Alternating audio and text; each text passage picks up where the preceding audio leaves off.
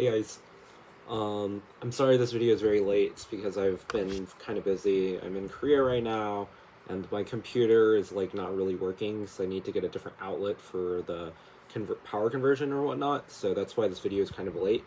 But today we're going to be talking about my common application, stats, demographics, profile, all that other stuff. And the essays will be in a separate video because I don't have all of them since they're on my computer right now, but they will be coming out pretty shortly. So first thing that I want to talk about is background slash demographics slash context. So for me, both of my parents are pretty well educated. I come from a house where both of them have had college degrees. One of them went to grad school and stuff like that. So in terms of that, I've had pretty good educational opportunities, which I think is one of the more under talked about portions of college admissions. In terms of demographics, obviously I'm Asian. You can take whatever assumptions you want from that. And then, in terms of where I'm from geographically, obviously I was born in the US. I lived in Arkansas for my whole life. I went to two schools. So for middle school, I went to a very expensive private school, which didn't have many students. And then in high school, I went to a very large public high school, probably the largest in the state, with about 650 to 700 in the senior class. A couple dropped out, so that's why the number fluctuated a little bit. In terms of rank, I was 18th out of those 650, 700 students, which is pretty good considering how many students there were, but compared to the people in the top 10 and top 15, my GPA was pretty different. I would say in terms of like decimals, we used a ranked system for GPA, which means that if you got an A or a B in an AP class, it didn't matter as much. So AP classes counted for a 5.0, but then all the other classes counted for a 4.0.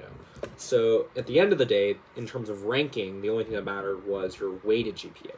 Now, my unweighted GPA was a 3.94 because I got a B in one semester in my junior year and then a C one semester in my sophomore year, which I'll talk about which classes those were when I get to the classes later.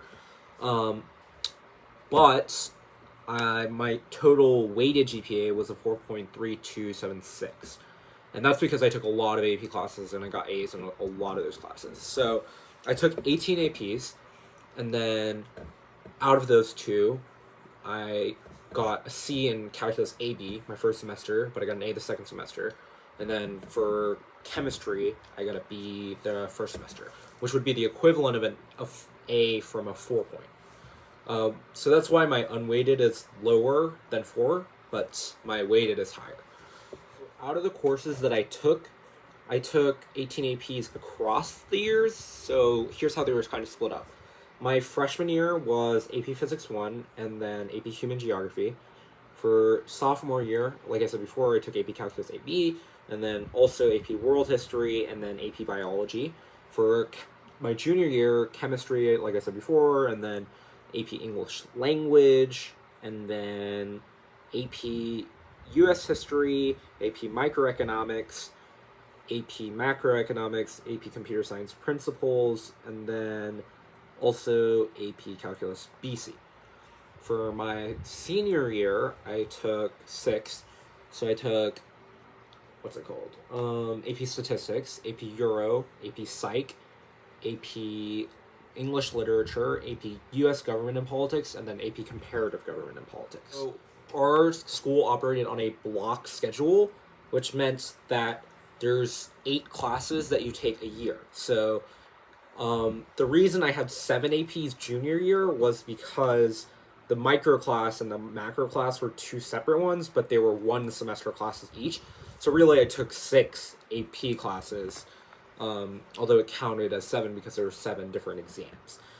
But for 9th grade, 10th grade, 12th grade, and 11th grade, there were obviously some non-AP classes that I took, so I'll go through those.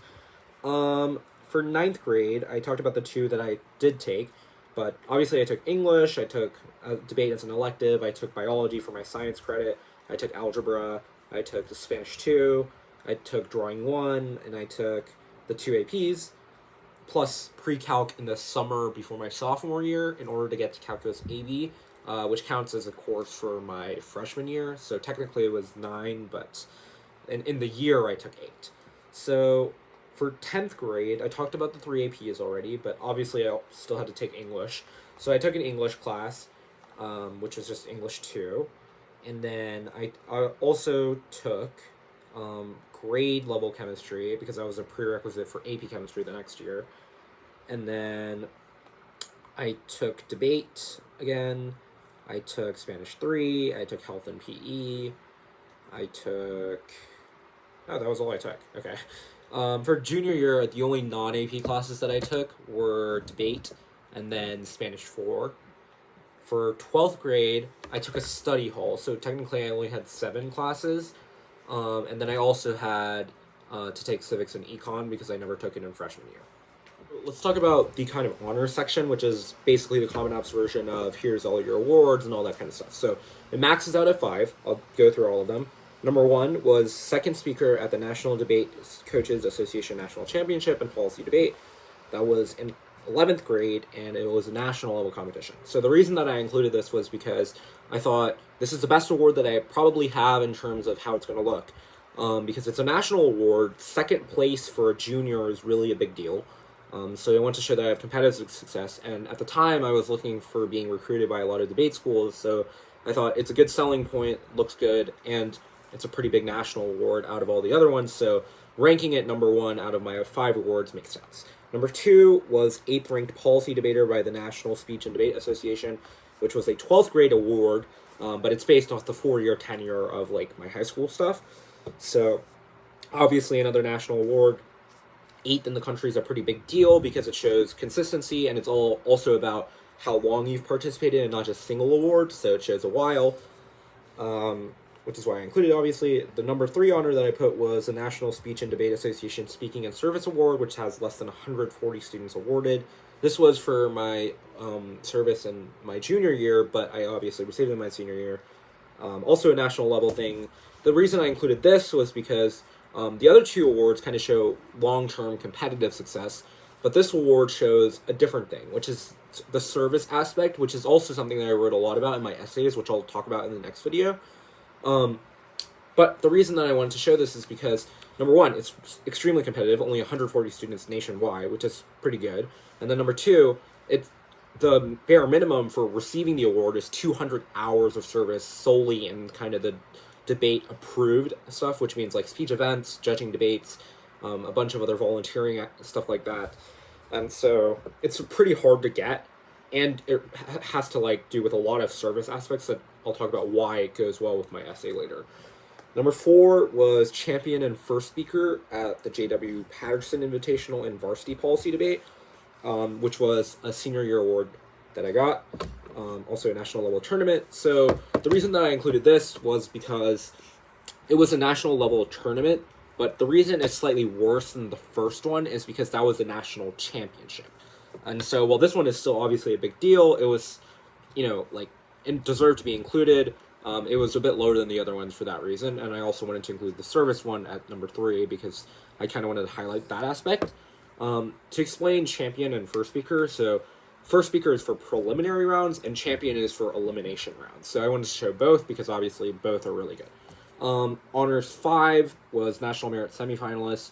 I wanted to include something academic because, in terms of grades, mine were good, but not as good as a lot of the other people in my school. But I also had National Merit semifinalists, so I wanted to show, hey, I don't just have debate honors, I have a bunch of other stuff in terms of academics. If you don't know, National Merit is based off of your score on the PSAT, which it's very similar to the SAT, but it enters you for scholarships and whatnot. I ended up being a National Merit finalist, which got me an additional $2,000 at Vanderbilt. Depending on the institution, you can get a varying amount of money.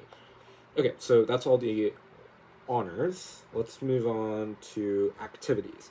This one's substantially longer because you're allowed to put 10, but if you want to put less, you obviously can't.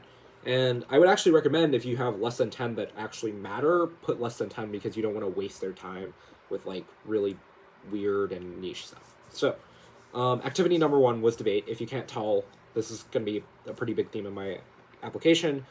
So I was a policy debate captain, one of the captains of my team, and obviously I was a participant. You kind of sell yourself on the activities, so you tell them not just like literally what happened, but you need to show them something. So here's my description of mine. It's 150 characters max. Obviously, you want to get rid of like filler words and stuff like that. So I did researched and prepared speeches on in-depth policy issues, traveled, competed, and coached at over 10 tournaments a year on national and state levels. I participated all 4 years of high school. This was during school year, during the break, because there's like camps over the summer, and then competitions throughout the year, and obviously during Christmas break and Thanksgiving break and things like that, there's also competitions. So it was a year-round thing. I did spend about 24 hours a week, 45 per year, because in the summer the camp doesn't last the entire summer, but you don't get that much left. And then 24 hours spent a week does sound like a lot, and it was. But this is not a lie, because the reason is during regular weeks, I probably spent 3 to 5 hours preparing and researching and things like that. And then on competition weeks, which were about every other week, we would spend maybe 2 to 3 days at the actual tournament. So it would be like 48 hours. So averaged out, it is about 24. The next one was a community service category of activities. So if you don't know, there's activity type at the top, and there's like a drop down. Debate and speech has its own, but this one was a bit more community based. I was the founder, president, lecturer, and organizer of Next Step Debate Institute, which was a free 1 week camp for students trying to learn across the country. So here's my description: organized/managed a free 1 week policy debate camp for 50 underprivileged students across the country, connecting them to 23 high quality instructors, which is true. So basically what I did was, I reached out to a bunch of different people, and then, coaches and competitors from across the country, because camp is really, really expensive. Like I kind of mentioned before, it's, a long time. And so at these really prestigious institutions, it costs thousands of dollars to do. So what I wanted to do was create something where students could have a free experience from some of the most qualified people, and then they could learn as much as they need to and have research ready before the season started. This was exclusively a 12th grade thing, because it was the summer before my senior year, but I spent about 160 hours total. So it was during school break. I put 12 hours per week, 13 per year, and the only reason I did that is because the week itself was about 60 hours, like during the camp, and then the preparation up to that was about 100 hours in the 12 weeks prior, because I had to spend time recruiting and building the website and all that other stuff. Number 3 was my internship as the communications director and social media manager for an Arkansas governor candidate. I managed Facebook, Instagram, and Twitter, developed social media posts, instructed interns, collaborated with him, and reached thousands of voters. This was exclusively 12th grade thing. I met him in the summer before my senior year, but, his campaign season was during my senior year, so it didn't really, go before that. And I spent about, 10 hours a week, I would say, because we had weekly meetings. We did a lot of development. I had to talk to my interns about how we were going to get stuff out there, and so it did take a long time. The next thing was another internship. I was a social policy brief lead at a article writing company. It's a nonprofit, and here's the description: organized research by policy analysts to create a 2 to 4 page policy brief bi-weekly, interviewed writers, co-led policy area, and strategized with marketing. This was also a senior year thing. And so hours spent per week was about 8. And the reason for this is because it was kind of a shorter term internship. So, it was kind of intense, because we were writing articles every other week. We had to do research. We had to meet with the team. And it was fun, though, because, I was writing about stuff that I enjoyed.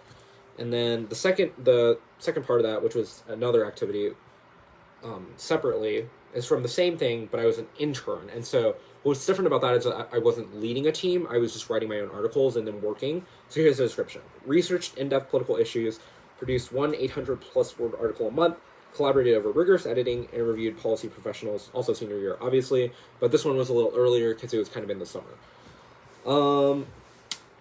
Number 6 was in the student government politics category, and it was Arkansas Boys State. So here's the description: won elected positions as Attorney General, Federalist Party Chairman, and City Mayor among hundreds of students across Arkansas, which was before my senior year also.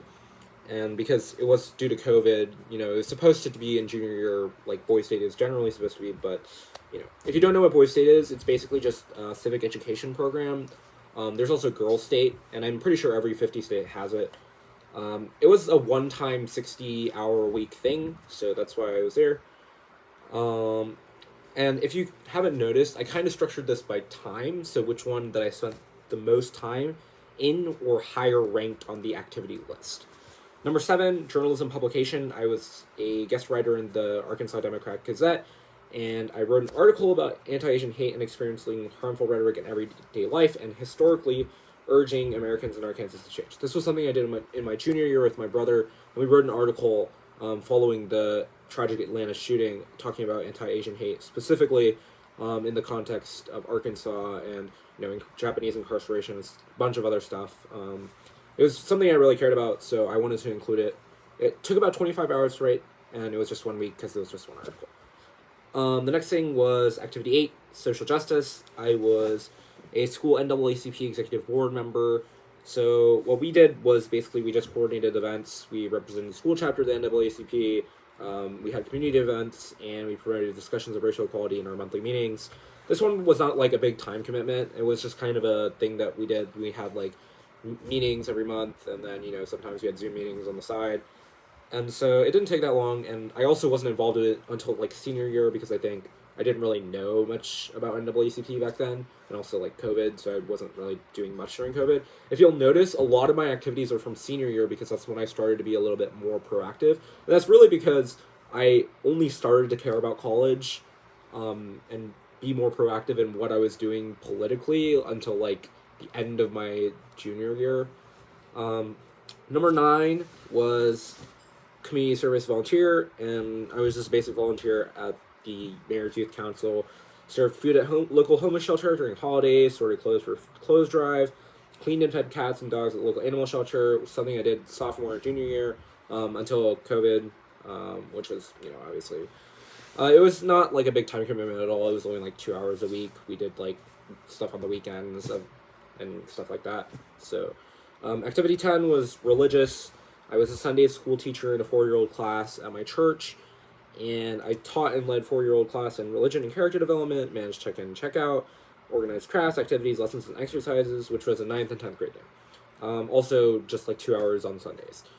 So, if you'll notice from all of my activities and my descriptions of the activities, they have a purpose. So the reason that I wrote stuff like managed and used all these active verbs when describing what I was doing is to show how I did them and what it is that I did from them. Not just like, this is what the activity is, it's what was my role in the activity and why was I good at it.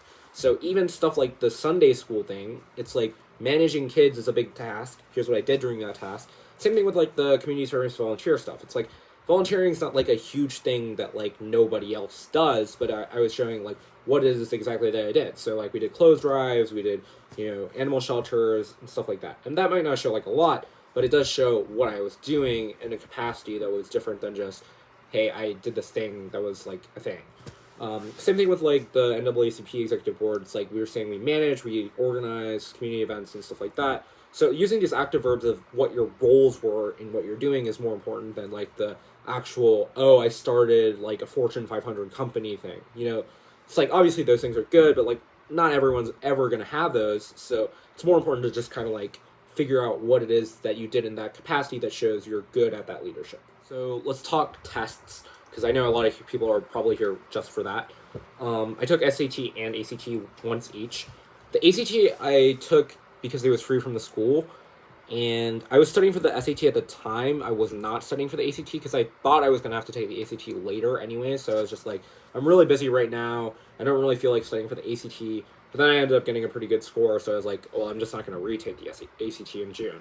I took it in February of my junior year, and I got a 35 composite, 35 on English, 36 on math, 34 on reading, 33 on science. SAT I took in March, which was just a month after, which is why I was studying for it at the time.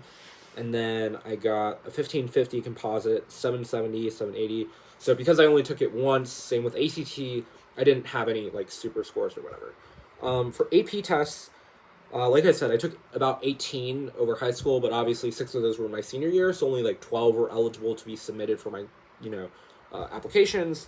So I submitted 8, and the reason for that is because the other ones were all a 3 or below. So I would just recommend don't submit stuff that's a 3 or below. Like, you're wasting your time, and just show the highlights, because if you think about it, admissions officers are tired people who are running on like 0 hours of sleep. They have like minutes to review an application. Just don't waste their time. show the highlights. So that's what I did. I only showed the 4s and 5s. So the first one I submitted was Calculus AB, which was a 5. World History was a 5. English Language was a 5. U.S. History was a 5. Microeconomics was a 4. Human Geo was a 4. Computer Science Principles was a 4. And then Biology was 4. So that's all those AP tests that I submitted. Okay, that's the whole video. I hope you enjoyed. I'm going to get the essays video out as soon as I possibly can, but I'm kind of busy because it's my birthday and also, like, there's a bunch of stuff going on, and I need to get the, like, adapter to work first. But I promise that I'll have it to you as soon as I can. I'm literally recording this on my iPad right now, and I'm trying to figure out how to use iMovie, so please like the video, sub, and then comment if you have any questions, and I'll be sure to answer them as soon as I can.